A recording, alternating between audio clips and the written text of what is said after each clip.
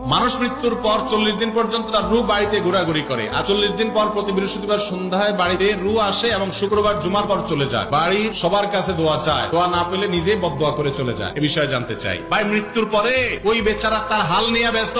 যদি সে জান্নাতি হয় তাহলে সেই নিয়ামতে আছে, জাহান্নামী হলে সে শাস্তিতে আছে। সে আইসা আপনাদেরকে সালাম করবে, দোয়া করবে, বদদোয়া করবে, চাইবে। সম্পূর্ণ কুসংস্কার। ইসলামে এরকম কোনো বিশ্বাস নাই যে মরা মানুষ মৃত্যুর পর তার রূহ আবার আসে।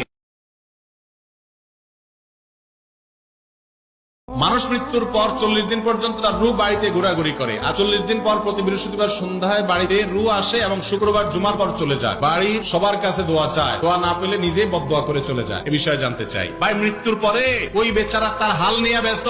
যদি সে জান্নাতি হয় তাহলে সেই নিয়ামতে আছে, জাহান্নামী হলে সে শাস্তিতে আছে। সে আইসা আপনাদেরকে সালাম করবে, দোয়া করবে, বদদোয়া করবে, চাইবে। সম্পূর্ণ কুসংস্কার। ইসলামে এরকম কোনো বিশ্বাস নাই যে মরা মানুষ মৃত্যুর পর তার রূহ আবার আসে।